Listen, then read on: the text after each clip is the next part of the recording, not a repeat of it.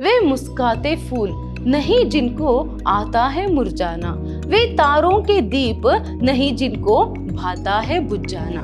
ऋतुराज का अर्थ यहाँ पर क्या है? ऋतुओं का राजा। हम किसे ऋतुओं का राजा कहते हैं? वसंत ऋतु को।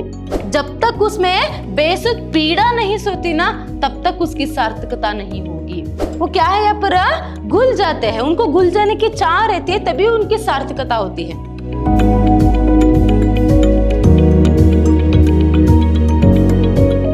नमस्कार, मैं हूं Harshita, Hindi lecturer Vidyashram PU college Mysore.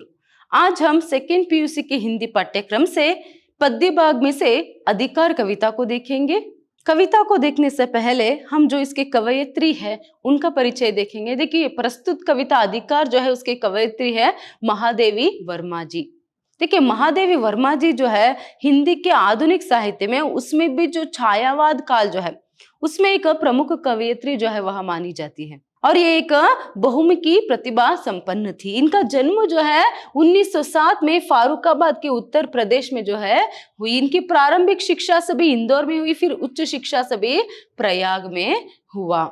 इन्होंने प्रयाग विश्वविद्यालय में एमए किया, फिर उसके उपरांत उसके बाद वहीं पर वह प्राचार्य के काम जो है वह करने लगी। देखिए, इनकी जो प्रसिद्ध रचना यामा है उस पर ज्ञानपीठ पुरस्कार जो है दिया गया है, फिर इन्हें पद्म भूषण प्रशस्ति भी जो है मिली है। देखिए, इनकी जो मृत्यु है वह 11 सितंबर 1987 में होती है। इनकी प्रमुख रचनाएं कुछ इस तरह है: निहार, दीपशिखा, नीरजा, संध्या गीत, अतीत के चलचित्र, स्मृति की रेखाएं, पद के साथी आदि इनकी प्रमुख रचनाएं हैं। देखिए, अगर प्रस्तुत जो इनकी कविता अधिकार जो आपके पाठ्यक्रम में दी गई है उसके बारे में अगर कहना है तो यहाँ पर महादेवी वर्मा को जो है यहाँ पर वेदना की मूर्ति कहा जाता है, क्योंकि उनकी रचनाओं में ज्यादातर दुख जो है वह हम देख सकते हैं, वेदना को देख सकते हैं, इसीलिए उन्हें वेदना की मूर्ति यहाँ पर कहा गया है। तो यहाँ पर महादेवी वर्मा जी क्या कहते? देखिए, वो छायावाद काल के कवयित्री है। छायावाद काल के प्रमुख 4 स्तंभों में वह भी एक स्तंभ जो है मानी जाती है। तो ऐसे में एक तरफ क्या है यहाँ पर प्रकृति के जो चित्रण है उनकी कविताओं में हम देख सकते हैं, और प्रस्तुत कविता अधिकार में भी क्या है यहाँ पर प्रकृति का जो चित्रण है उसे भी देख सकते हैं। तो उसके अनुसार या फिर उसको प्रतीक के रूप में रखते हुए यहाँ पर महादेवी वर्मा जी प्रस्तुत कविता में ये कहना चाहते हैं कि जो है जीवन है तो दुख रहता ही है। बहुत सारे लोग उस दुख से भागना चाहते हैं।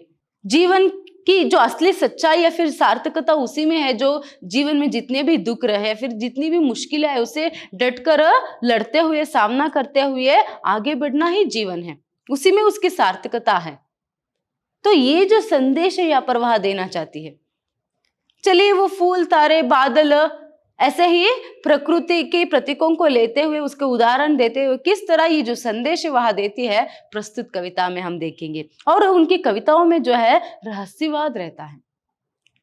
एक तो क्या है यहाँ पर प्रकृति के चित्रण देख सकते हैं, फिर उसमें दुखवाद, वेदना, वो से भी हम देख सकते हैं। उसके साथ साथ यहाँ पर क्या है, रहस्यवाद भी है। तो चलिए उनकी कविता को अभी देखेंगे। कविता का प्रारंभ जो है वह कुछ इस तरह करती है: वे मुस्कुराते फूल नहीं जिनको आता है मुरझाना, वे तारों के दीप नहीं जिनको भाता है बुझ जाना। देखिए, अभी वो प्रारंभ में कहती है कि वो मुस्कुराते फूल, जब फूल खिलते हैं, कली से जब फूल बनता है वह खिलता है, अगर वह खिलकर बाद में मुरझाएगा नहीं तो असल में वह फूल कैसा? देखिए, हर कोई फूल, क्या आप बता सकते हैं कोई एक ऐसा फूल जो खिलता है बाद में मुरझता नहीं बता सकते ना, क्योंकि हर एक फूल इस संसार में, इस सृष्टि में जो खिलता है वह बाद में क्या है, उसकी एक समयावधि जो है वह रहती है, उसके बाद वह जो है यहाँ पर मुरझा जाते हैं। तो ऐसे ही वे मुस्कुराते फूल नहीं जिनको आता है मुरझाना, मतलब क्या है, वो असल में फूल ही नहीं जिनको मुरझाना जो है वह नहीं आता, या फिर वे तारों के दीप नहीं जिनको भाता है बुझ जाना, असल में वे तारे ही नहीं जो बुझते नहीं। देखिए, आपको पता है रात होते ही हम क्या देख सकते हैं? आसमान में तारे देख सकते हैं, और वही सुबह क्या हम आसमान में तारे देख सकते हैं? नहीं। तो इसका अर्थ यहाँ पर क्या है, तारे रात में टिमटिमाते हैं, जलते रहते हैं निरंतर आसमान में, वही सुबह होते ही वहां क्या हो जाते हैं, बुझ जाते हैं। तो जो तारे बुझते नहीं, मतलब 24 घंटे क्या हम तारों को देख सकते हैं, नहीं देख सकते, सिर्फ रात में देख सकते हैं। तो जो तारे यहाँ पर बुझते नहीं, जिनको बुझना नहीं आता, वो असल में तारे ही नहीं, मतलब हर कोई तारा जो है यहाँ पर आसमान में रात में चमकता है और सुबह होते ही वह बुझ जाता है, मतलब सुबह होते ही गायब हो जाता है, हम उसको नहीं देख सकते। क्योंकि आपको इसका कारण भी पता है, सूरज की रोशनी के सामने जो वहां सभी जो है अपनी चमक को खो बैठते हैं, इसीलिए हम सुबह उन तारों को जो है यहाँ पर नहीं देख सकते। तो इस तरह यहाँ पर वहां कहती है। तो क्या कहना चाहती है ऐसे कहते हुए, यहाँ पर असल में वहां क्या कह रही है, फूल जो है खिलता है वहां कभी ना कभी मुरझता है, और जो तारों के जो दीप है जो आसमान में रात को टिमटिमाते हैं वह सुबह होते ही बुझ जाते हैं। इस तरह यहाँ पर वह कह रही है। चलिए आगे हम देखेंगे। आगे देखिए, वे नीलम से मेघ नहीं जिनको है गुल जाने की चाह, वह अनंत ऋतुराज नहीं जिसने देखी जाने की राह। देखिए वही नीलम से मेघ, आपको पता है जो काले बादल है, फिर नीलम से जो मेघ रहते हैं ना, वो क्या है यहाँ पर घुल जाते हैं, उनको घुल जाने की चाह रहती है, तभी उनकी सार्थकता होती है। सफेद बादलों से यहाँ पर बारिश नहीं होते, आपको भी पता है। जो काले बादल रहते हैं ना, या फिर जो नीले बादल रहते हैं, वो यहाँ पर क्या है, घुल कर पिघल कर जो है बारिश जो है बरसाती है।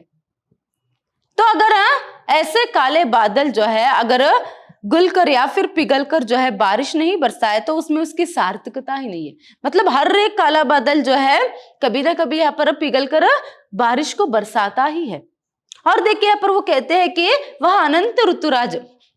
देखिए ऋतुराज मतलब कौन सा है यहाँ पर, वसंत ऋतु। ऋतुराज का अर्थ यहाँ पर क्या है, ऋतुओं का राजा। हम किसे ऋतुओं का राजा कहते हैं, वसंत ऋतु को। तो हर कोई जो है इस सृष्टि में छोटे से छोटे जीव से लेकर छोटे छोटे जो पंछी या फिर पशु पक्षी रहते हैं उससे लेकर मनुष्य तक, हर कोई यहाँ पर वसंत ऋतु का जो है यहाँ पर इंतजार जो है करता रहता है। तो इसीलिए वसंत ऋतु को जो है यहाँ पर ऋतुराज भी कहा जाता है। देखिए कब वह बारिश आएगी, मतलब वसंत ऋतु मतलब बारिश का जो मौसम है वह कब आएगा, क्योंकि हर किसी को इसकी आवश्यकता है। तो यहाँ पर अगर उसको देखे जाने की राह जो है, उसकी राह को देखे जाने की चाह ही नहीं होगी, तो वो क्या ऋतुराज कहलाएगा, वो कैसा ऋतुराज है। इस तरह यहाँ पर कह रही है, क्योंकि वो क्या है यहाँ पर सिर्फ कुछ ही महीनों के लिए, 3 महीने या फिर 4 महीनों के लिए जो है वो वसंत ऋतु आता है, फिर चला जाता है। ठंड का मौसम, बारिश का मौसम, गर्मी का मौसम है ना, आप लोगों ने इसके बारे में सुना ही होगा। क्या साल भर में पूरा यहाँ पर बारिश का मौसम रहता है? नहीं। साल भर में पूरा यहाँ पर गर्मी का मौसम रहता है? नहीं। तो ऐसे में हर कोई जो है यहाँ पर जो ऋतुराज, जो वसंत ऋतु है, जो बारिश का मौसम है, उसे यहाँ पर हर कोई उसका इंतजार जो है करता है। तो उसे देखे जाने की एक चाह जो है रहती है सब में, सभी उसके राह जो है देखते रहते हैं। वो भी आता है चला जाता है, फिर इसीलिए तो उसे यहाँ पर आने का जो है यहाँ पर इंतजार जो है लोग करते हैं, फिर इसीलिए तो उसकी राह देखते रहते हैं लोग, या फिर यहाँ तक कि पशु पक्षी यहाँ तक यहाँ पर उसकी राह जो है देखते हैं। अगर हमेशा होता तो क्या उसकी राह देखते कोई उसका इंतजार करता? नहीं।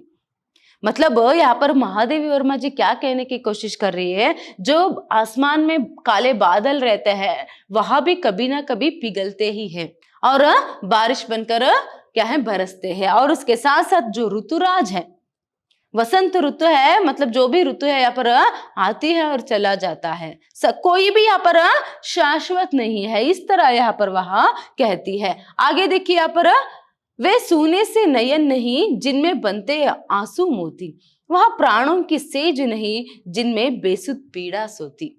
देखिए अभी तक उन्होंने प्रकृति के बारे में बताया, तो यहाँ पर अभी तक हमने जो देखा उससे हमें क्या समझ में आया, यहाँ पर जो भी है वह शाश्वत नहीं है।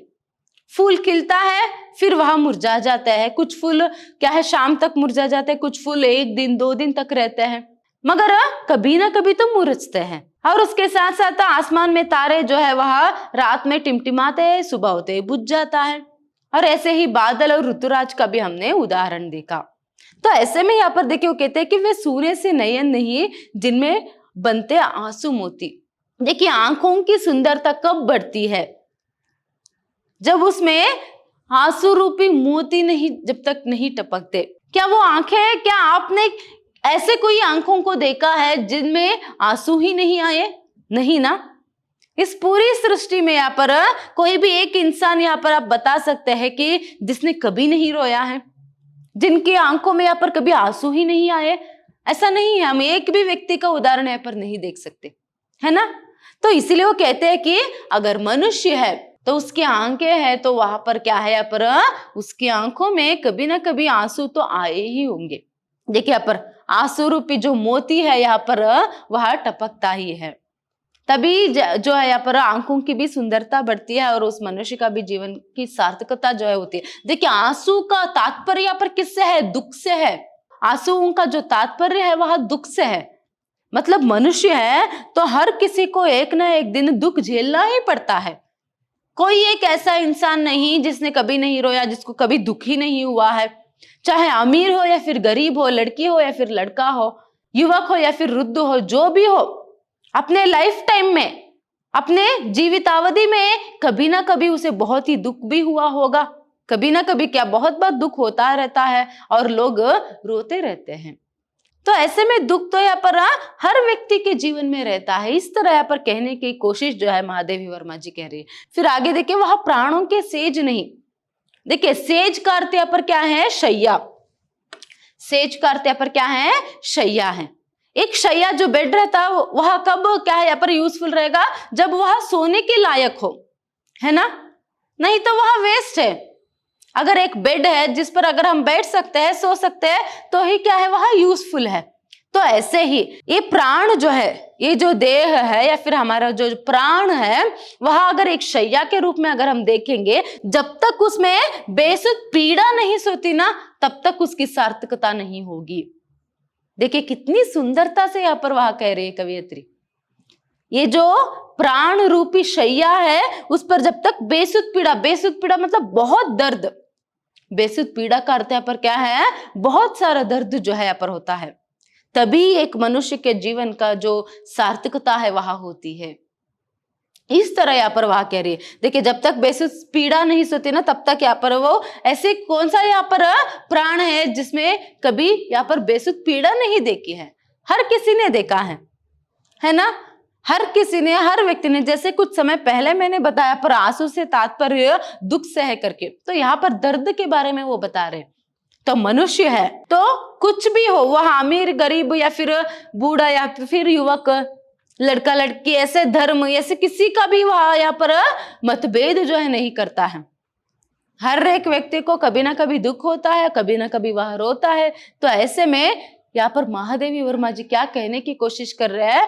हर एक के जीवन में दुख रहता ही है, और जीवन की सार्थकता किसमें है? जब हम उस दुख से लड़ते हैं, उस समस्या से लड़ते हैं, उस दुख को संभालते हुए, अपने आप को संभालते हुए, अपने आंसू को पोंछते हुए जो यहाँ पर अपने जीवन के मंजिल तक, लक्ष्य तक आगे बढ़ता है ना, वही यहाँ पर तभी उसकी जीवन जो है सार्थक होती है। इस तरह यहाँ पर क्या है, कहने की कोशिश जो है महादेवी वर्मा जी कर रही है। तो आगे देखिए वो क्या कहते हैं, ऐसा तेरा लोक वेदना नहीं, नहीं जिसमें अवसाद, जलना जाना नहीं, नहीं जिसने जाना मिटने का स्वाद। देखिए यहाँ पर महादेवी वर्मा जी क्या कह रही है, ऐसा तेरा लोक, हे भगवान, हे प्रभु। यहाँ पर वहां परमात्मा से कह रही है, हे ऐसा तेरा लोक है जहां पर कोई वेदना नहीं है। वेदना का मतलब मैंने कुछ समय पहले आपको बताया, दुख। कोई वेदना नहीं है और ना ही अवसाद, अवसाद का अर्थ भी दुख। कोई दर्द नहीं, कोई दुख नहीं। अवसाद मतलब क्या है यहाँ पर? दुख। हे भगवान, तुम्हारे लोक जो है अगर कुछ ऐसा है जहां पर कोई दर्द नहीं है, कोई दुख नहीं है, और जिसने जलना जाना नहीं, मतलब वहां पर किसी को जलने का जो अर्थ क्या है वही पता नहीं, और ना ही जाना मिटने का स्वाद, वहां पर मिटने का स्वाद ही नहीं पता है। तो ऐसा लोक जो है तुम्हारा है। देखिए जो अमरों का लोक जो है उसके बारे में कवयित्री कह रही है। देखिए आप सभी को मुक्ति के बारे में पता ही है, हर कोई चाहता है या फिर बड़े बुजुर्ग जो है तीर्थ यात्रा करते हैं, क्योंकि हे भगवान अभी हमें मुक्ति दे दो करके। क्या है मुक्ति? ये जीवन चक्र के बारे में है। ये जो आप सभी को पता है, जो हमारी आत्मा है वह शाश्वत है, ये देह नश्वर है करके। तो मुक्ति मतलब यहाँ पर क्या है, ये जो आत्मा है इस शरीर से बाहर जाने के बाद, मतलब जब हम मर जाते हैं तभी वह आत्मा बाहर चली जाती है, तो वो आत्मा किसी और शरीर के रूप में या फिर किसी और के रूप में जन्म ना लेते हुए सीधा वो जो परमात्मा का लोक है या फिर सीधे परमात्मा में यहाँ पर विलीन हो जाता है, तो इसे हम मुक्ति कहते हैं। क्योंकि किसी और के रूप में भी यहाँ पर जन्म लेने पर वही दुख दर्द या फिर वही हंसी खुशी वो सभी रहते हैं।